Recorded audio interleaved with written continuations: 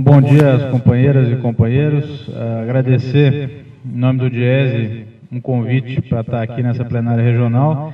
Nós estamos acompanhando as plenárias regionais, o nosso diretor técnico teve na abertura do Congresso, no dia 2 de maio, e é sempre um prazer poder dialogar com a categoria, contribuir com esse momento de reflexão que vocês estão fazendo. A abordagem que eu vou fazer aqui é, dentro do tema, dentro do eixo trabalho decente, tratar de organização sindical e negociação coletiva. Então, eu queria começar recuperando o conceito de trabalho decente, né, com o qual a gente trabalha. Pedir para a companheira virar a página, por gentileza, porque existe sempre muita dificuldade de tratar o conceito de trabalho decente. Né? É uma definição fechada, né, ou não é? É uma ideia força? Tem uma definição certa de trabalho decente? Enfim, em todo o processo aí que a gente tem vivido de diálogo sobre trabalho decente com os patrões e com o governo, muitas vezes os próprios patrões colocam, olha, trabalho decente não tem uma definição de trabalho decente, e, portanto, a gente tem dificuldade de aceitar isso como um conceito. Né? E por isso que eu começo essa atividade com essa imagem aqui, com essa tirinha, porque é uma forma da gente começar a entender o conceito e a ideia de trabalho decente.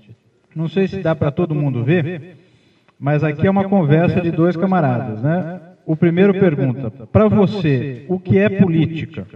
Aí o outro responde, sabe aquele adesivo, Deus criou a vida para cada um cuidar da sua? Sei. Isso é o contrário da política.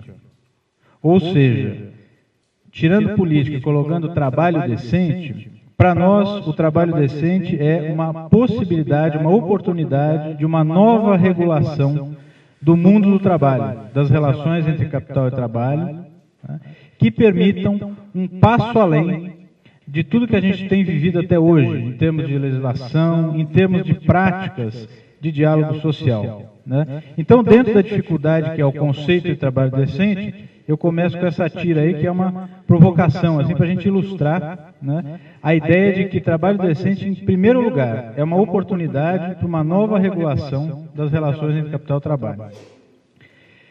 No entanto, existe uma definição de trabalho decente, né, ou um conjunto de ideias que formam esse entendimento.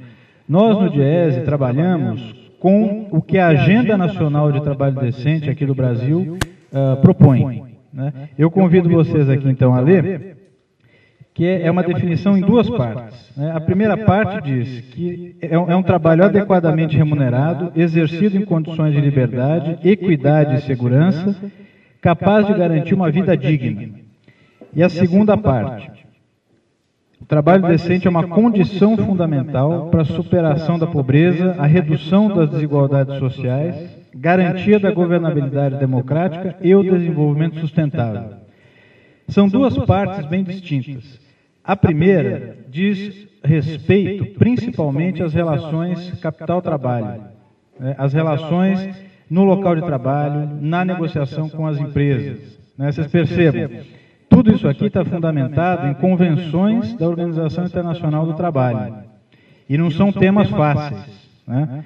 Primeira coisa, remuneração adequada. Né? O que é uma remuneração adequada num setor metalúrgico que gera um valor agregado altíssimo. Né? Segunda coisa, exercido em condições de liberdade. Aqui é polêmico, né? Muito polêmico, porque aqui significa o seguinte, é a liberdade de organização sindical. Nem ter a prática antissindical que muitas empresas fazem, de não reconhecer o sindicato, não reconhecer a OLT, né? Mas também o debate de que o Brasil tem uma legislação trabalhista em que o conceito de liberdade sindical, tal como entendido na OIT, ele não é cumprido. Né? Nosso modelo de organização sindical hoje, ele tem uma coisa chamada unicidade sindical, que é polêmico. Né, e que diz respeito ao tema também da liberdade sindical. Então, a gente tem que entender que isso também está presente aqui. Equidade e segurança. E aqui a gente fala com muita tranquilidade, né, porque é um sindicato que tem uma longa história na luta, tanto pela equidade quanto pela segurança e saúde dos trabalhadores, né, desde o local de trabalho. E que garanta uma vida digna, ou seja, o trabalho é o centro, né, garantidor de uma vida digna. Isso é a primeira parte da definição, né, da ideia de trabalho decente. A segunda parte, ela é uma contribuição original do Brasil, e vem desse processo que o Ratinho estava comentando, né? Se em 98 a nossa luta era contra o neoliberalismo, de 2003 para cá, a nossa luta é para qualificar o desenvolvimento. E essa segunda parte da definição é justamente isso. Né? É uma originalidade do Brasil, de colocar o trabalho decente como centro de políticas públicas, não só de emprego, mas de desenvolvimento sustentável, governabilidade democrática. Governabilidade democrática significa orçamento participativo, significa uma política industrial que seja discutida com os sindicatos, e a gente está no meio de um processo importante do Plano Brasil Maior, significa o Conselho de Desenvolvimento Econômico e Social, que foi criado pelo Lula em 2003, e que participa empresários, sindicatos, ONGs, né? Então, o trabalho decente no Brasil também assume esse lado de um eixo estruturante de políticas públicas. A ideia de trabalho decente, ela surge no final dos anos 90, justamente nesse período em que vocês realizaram o último congresso da categoria.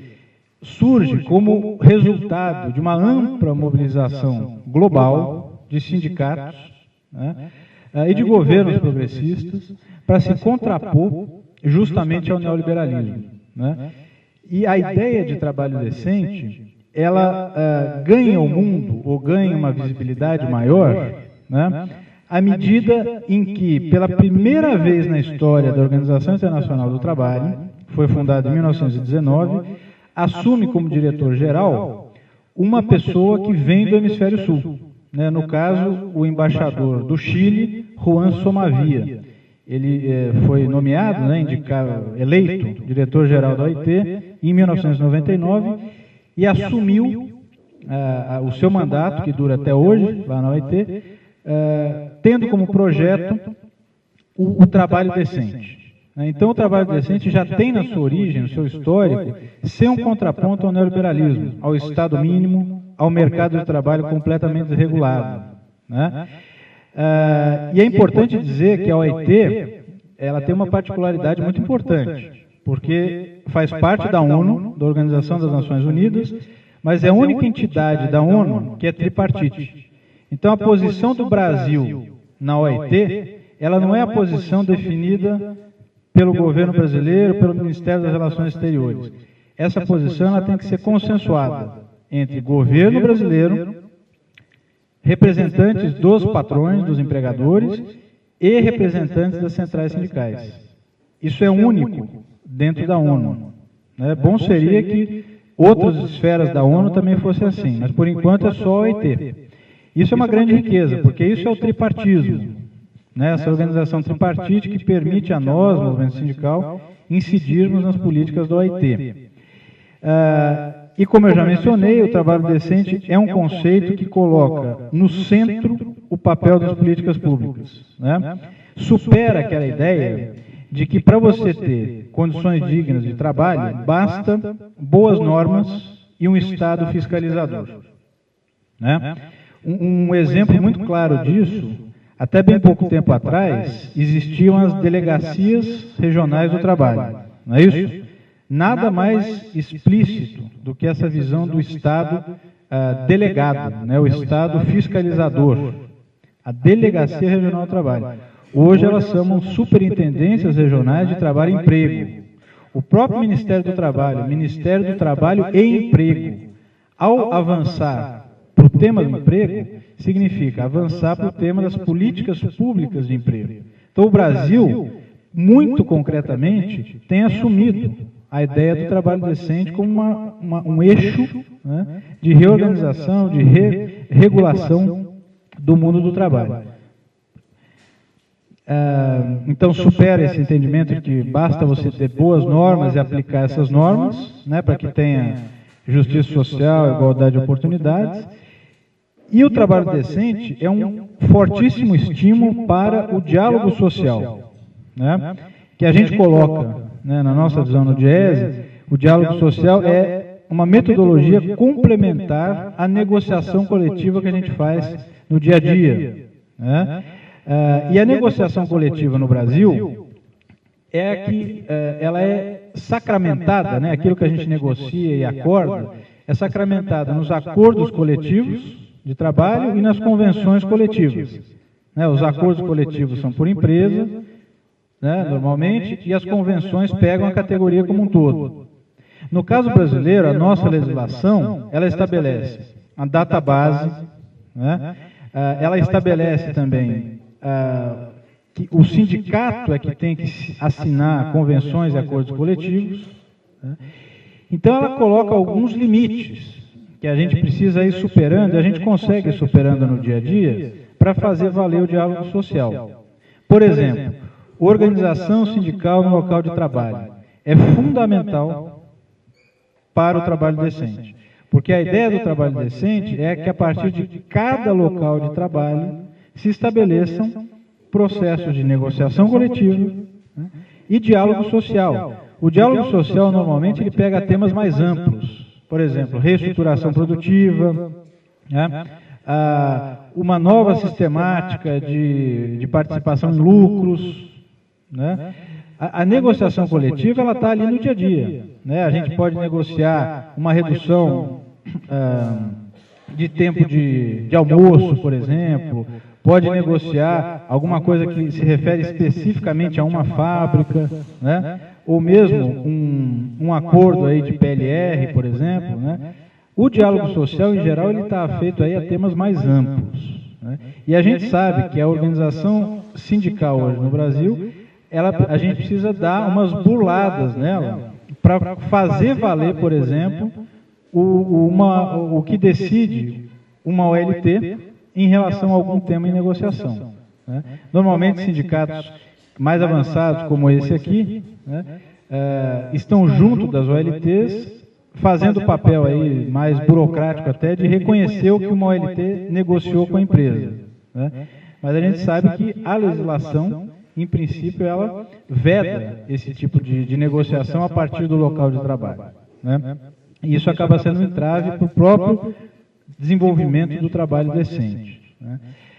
Então, a ideia do diálogo social como complemento à negociação coletiva, né, e complemento também à justiça do trabalho e toda a legislação que está feita ao mundo do trabalho aqui no Brasil, tá? No caso brasileiro, como eu já falei, a gente já tem essa tradição de buscar o diálogo social, de promover a negociação coletiva, de complementar as normas, né, e o papel fiscalizador do Estado com a negociação do sindicato com as empresas, né, buscar canais de diálogo com o governo. Então a gente já tem isso muito enraizado e já há muito tempo. Não por acaso, o Brasil é um dos primeiros países a assumir a agenda do trabalho decente, né? Ainda em 2003, uma das primeiras viagens internacionais do Lula, já eleito, foi para Genebra, sede da OIT, e lá ele assinou um termo de cooperação com a OIT, se comprometendo, né, comprometendo o Brasil a assumir uma agenda nacional do trabalho decente. Isso aconteceu em maio de 2006, né, teve uma reunião regional da OIT, na região das Américas, foi em Brasília. Lá se lançou a Agenda Hemisférica do Trabalho Decente e a Agenda Brasileira, a Agenda Nacional. No fim de 2010, se lançou o Plano Nacional do Trabalho Decente, que é uma priorização dos temas da agenda nacional, estabelecendo metas, né, para que esses objetivos sejam atingidos.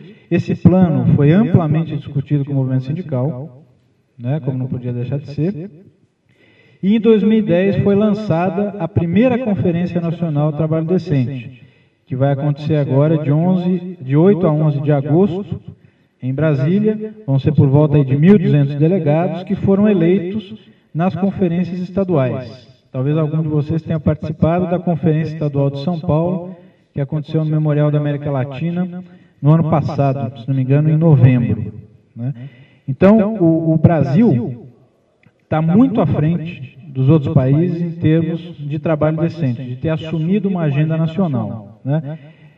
Para a gente ver que a agenda nacional ela tem 3 prioridades, né? Para uma agenda funcionar, e isso vale também para plano de ação de direção sindical, né? Enfim, a gente tem que ser bem específico e saber priorizar, para não querer abraçar o mundo. Então, a Agenda Nacional do Trabalho Decente ela tem 3 prioridades, as quais se definem aí metas, indicadores, para serem atingidos até 2014, 2015. Né? Primeira prioridade é gerar mais e melhores empregos, com igualdade de oportunidade de tratamento, né? Exatamente o que a gente tem visto de 2003 para cá, é o crescimento muito grande do emprego formal. A prioridade 2, erradicar o trabalho escravo e eliminar o trabalho infantil. Né? Porque no Brasil, como eu estava vendo aí na tese aqui do Congresso, no Brasil a gente convive com nanotecnologia, tema aí que o Ratinho é mestre, né? E faz muitas ações combativas em relação ao problema da nanotecnologia. A gente convive nanotecnologia com exploração de trabalho escravo em carvoarias. Né? Então, como essa é uma forma de trabalho extremamente degradante, né, inadmissível, essa é a prioridade 2 da Agenda Nacional do Trabalho Decente. Inclusive, né, o movimento sindical tem feito um esforço muito grande, junto com o governo federal, para aprovar a PEC 438, que destina para a reforma agrária, né, aquelas terras onde é flagrado o trabalho análogo à escravidão. Quem sabe seja votado ainda esse ano. Está no Congresso já faz uns 10 anos. A prioridade 3, fortalecer os atores tripartites e o diálogo social. Então, o que é isso aí? É fortalecer e capacitar e qualificar, sobretudo, o movimento sindical para participar das esferas que vão sendo criadas para o diálogo social.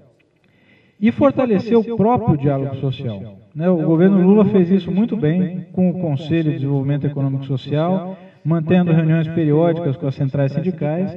O movimento sindical, por iniciativa própria, também faz isso, buscando patronal para discutir temas como desindustrialização, né? Como novos investimentos.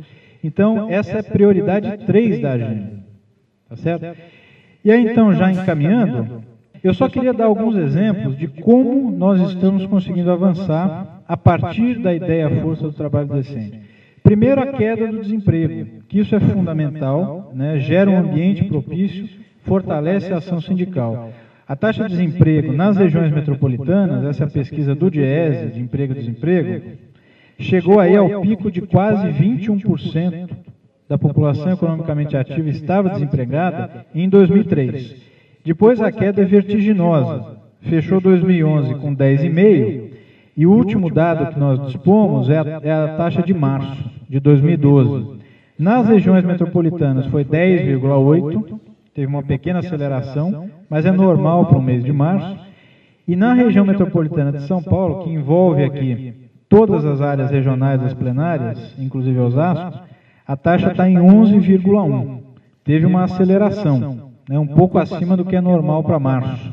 Em março tem muito contrato temporário que chega ao fim.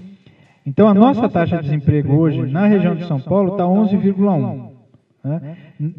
Na região de São Paulo, ela chegou também próximo a 21% no início da década. Então, a gente teve uma queda de 10 pontos percentuais, o que é muita coisa na década. Né?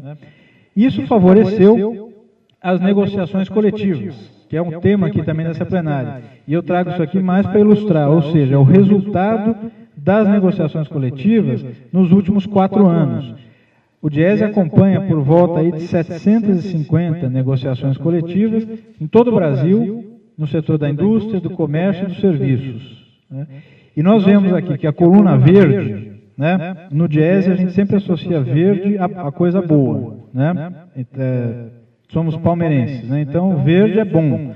O verde aqui significa o quê? As categorias que conquistaram ganho real, que você sabe muito bem que é, além de repor a inflação, tem um aumento real. Isso é que garante poder de compra para os trabalhadores. Né? Vocês são uma das categorias que tem acumulado o maior ganho real nos últimos anos. Então a gente vê aqui que o ano passado, 2011, a coluna mais da direita, 86%, quase 87% das categorias que negociaram conquistaram ganho real, né? A realidade no início da década era de 10% das categorias tinham ganho real. A grande maioria não conseguia nem repor a inflação. Então isso mudou radicalmente porque o desemprego caiu. No entanto, como a gente vê nessa tabela, esses dados são para o Brasil, a grande maioria das categorias tem conquistado ganhos reais por volta de até 2%. Né? Então, ainda é pouco. É expressivo, né, porque a inflação no Brasil está controlada, ela não tem passado de 5,5%, 6% ao ano. Né? Então, o ganho real de 1% é muito importante. É aquela velha coisa que a gente fala no Diese, vale a pena fazer greve por 1% de ganho real, por 1,5%, porque isso significa muito num cenário de inflação baixa. A grande maioria das categorias estão nesse patamar, né, acumulando aí ganhos reais de até 2%. Então isso fica como um desafio, né? Nós já conseguimos fazer com que a imensa maioria das categorias conquistem ganho real, mas agora precisa qualificar isso e ampliar esse ganho real. Só para a gente ter uma ideia, de 2008 a 2011, acumulando esses 4 anos, o aumento real médio conquistado foi de 5%, acumulado em 4 anos. 5% de ganho real em 4 anos. A indústria, 5,6%, tradicionalmente acumula mais ganho real. Né? Serviços, 3,8%, e serviços aqui tem mais gerado emprego no Brasil, acumulou em 4 anos, 3,8% de ganho real. Então, vocês vejam que é pouco. Né? Só para comparar, o PIB brasileiro cresceu no mesmo período 15,8%. O PIB per capita, 11,4%. Então, o que nós temos conseguido acumular em média de ganho real está bem abaixo do que cresceu a economia como um todo nesse período. Ou seja, a gente tem espaço para avançar, né, na negociação. E talvez o grande exemplo do trabalho decente e do diálogo social no Brasil seja a política de valorização do salário mínimo. Né, foi mencionado aqui já na abertura. Eu sempre acho fundamental retomar isso. Esses números aqui são cruciais, fazem parte da nossa disputa na sociedade. O ganho real do salário mínimo de abril de 2001 a janeiro de 2012 foi de 68%. Nenhuma categoria no Brasil, nem a mais organizada, né, que são vocês, são os metalúrgicos de outras regiões, chegaram perto desse ganho real acumulado. E salário mínimo no Brasil significa mais ou menos 48, 50 milhões de pessoas que recebem esse valor, como salário ou como pensão e aposentadoria. Isso injetou, só o aumento de janeiro de 2012, mais 47 bilhões de reais na economia. E é dinheiro que vai para o consumo mesmo, consumo de alimentos, de roupa, ou seja, não é um dinheiro que fica guardado embaixo do colchão e que muito menos vai para atividade especulativa. É o contrário, é isso que faz a economia brasileira rodar. De impostos, quase 23 bilhões de reais, né, são arrecadados pelo governo por conta do aumento do salário mínimo. Então, isso aqui é fruto das centrais sindicais, isso aqui é fruto do diálogo social. É um exemplo muito concreto do trabalho decente. Entretanto, agora eu termino com 2 desafios, né, talvez até o Manuel depois possa dialogar. O Diese fez uma ampla jornada de debates aí sobre o tema da rotatividade. Né? Tempo de permanência do trabalhador no emprego é baixo, né? Principalmente no setor de comércio e serviços, mas também na indústria. E essa tabela aqui é para mostrar que no Brasil, o tempo médio de permanência no emprego é de aproximadamente 5 anos. A gente está nesse ranking, só perde para os Estados Unidos. E por que esse indicador é fundamental? Porque o Manuel pode depois exemplificar, conhece muito bem, não existe estado no mundo que seja mais antissindical do que o dos Estados Unidos. Né? Nem o Obama conseguiu mudar esse quadro. Né? É um estado que praticamente não reconhece a atividade sindical, né? Persegue abertamente o dirigente sindical, né? E por isso, as condições de trabalho nos Estados Unidos, diferente do que se propaga por aí, elas são extremamente precarizadas, né? Instáveis.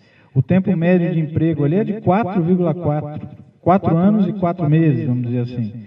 O Brasil está logo acima. E o Brasil é o contrário dos Estados Unidos, né? Tem uma regulamentação sobre o emprego, né? Tem a CLT com seus milhões de artigos, né? Tem uma justiça do trabalho e, principalmente, tem sindicatos atuantes, centrais sindicais atuantes e um Estado que é o contrário do antissindical, né? Reconhece as centrais, chama para o diálogo, enfim. No entanto, nós estamos nessa situação. E esses dados aí são de 2010 e 2011. Né? Ou seja, já era para a gente ter conseguido mudar isso. E o último slide, né, que também é importante deixar aqui, é o seguinte: muito se fala da China, né, que as condições de trabalho na China são as mais precarizadas do mundo. Tem muito empresário que fala, não, o ideal seria que aqui no Brasil a gente vivesse como na China, do ponto de vista do que eles acham que é a situação do trabalho na China. Né? No entanto, a gente montou essa tabela no Diese, que é uma tabela da OCDE, que reúne os principais países industrializados do mundo, né, analisando a proteção ao emprego. Né? E a OCDE, para criar esse índice de proteção ao emprego, ela olhou a proteção em relação à demissão individual, a proteção em relação às demissões coletivas e a regulação das formas de emprego temporário. Vocês estão vendo aqui, né, que o Brasil tem uma situação pior do que a China do ponto de vista da proteção ao emprego. Né? Por quê? O Brasil leva nota 0 justamente ao não ter nenhuma exigência para barrar a demissão coletiva.